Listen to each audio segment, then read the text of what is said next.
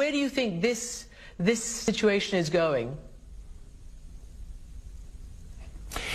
First and foremost, let me put things in proper context. This is really uniquely challenging times for a country like Iraq. We have a political crisis. We have had our government resign for the last 3 months, and we are trying to form a new government.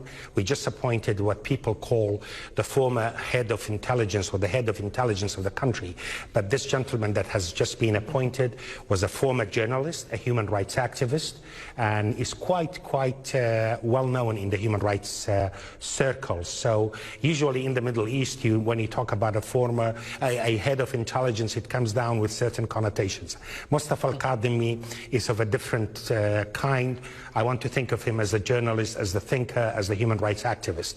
One thing is also very important about this whole process. Iraq is a country in profound transition, and we have many problems that we deal with day in, day out.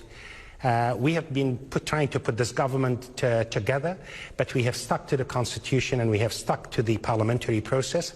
I'm hopeful this time we're going to have a government very soon, because there is almost national consensus about it, as well as international and regional support for the appointment of Mr. Kadhimi.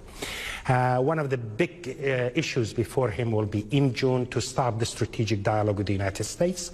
The United States has been involved with Iraq in a very active manner, definitely since 2003. This relationship needs to be put in a proper context and in a proper way. We have the strategic framework agreement, that what we call. We need to elaborate on these, including the status of American and coalition forces that are present in Iraq. I am sure by June, hopefully with the new government, we will have a very good conversation, a good dialogue that will be respectful of Iraq's sovereignty. And let me come to this very important issue, Christian. If you go back 2003 to today, probably the most important factor why Iraq has not been entirely stable, has not been entirely at peace with itself and at peace with its neighbors, is the lack of a strong sovereign state in Iraq. A state that is able to affirm rule of law in the country and to conduct balanced relations with its neighbors, as well as with the international community, including the United States, based on respect of its sovereignty. I hope this theme will be what will be the guiding principle for our dialogue. At the end of the day, our strategic partnership with the United States, with Europe, with our neighbors are very important. This country has seen so much conflict over the last 40 years. You referred to 2003 and the looting. I can tell you Iraq has been in a state of conflict since 1979. Sanctions, genocide, you name it. This country needs a reprieve. And I would dare say also, with Iraq stabilizing, my hope is that this will be a catalyst for a much better order in the Middle East. And you would know that better than most. Barhem Saleh, thank you so much indeed for joining us this evening. Thank you very much. About numbers, I mean, you have praised your health services and the measures you've taken. And according to Johns Hopkins, which tracks the worldwide figures, you, up until this week, have 78 reported deaths and just over 1,300 cases. That's the official figures. But, as you know, other news organizations have reported, by talking to doctors and other hospitals in your country, that those figures are much higher. And Iraq has suspended the journalistic license for Reuters and fined them. I wonder what you think about that, and whether you're not a little bit worried that when you start cracking down on truth tellers, you could have a situation like they had in China, and things can just get out of control if there's no transparency.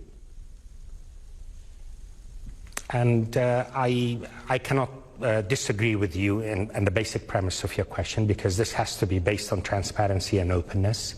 The numbers that we have from the health authorities, the documented cases, we have 1,400 of confirmed infections. We have had 78 deaths, as you said, and we have had so far 766 recoveries. Today was quite an interesting day. We have had no deaths. We have had 44 recoveries and 22 infections. I want to assert that these are the documented cases. As WHO has said, unreported numbers or underreported cases is the norm in Iraq as well as in other countries, because we have not been in a state of active surveillance early on. We have started that a while back.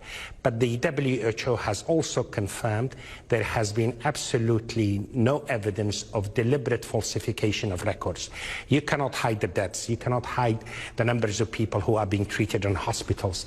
As far as the suspension of the Reuters license, it is a regrettable decision. This is a decision by the Independent Media Commission, which is independent of the government.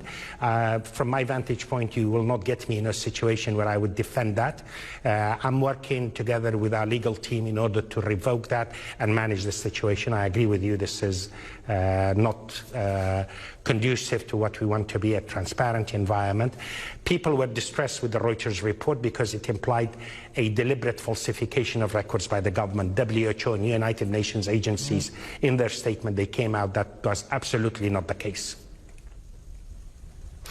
It's amazing to hear you as president of the country say that, and I thank you for looking into that, because we're obviously concerned as truth tellers to get the truth out. So thank you for that, Mr. President.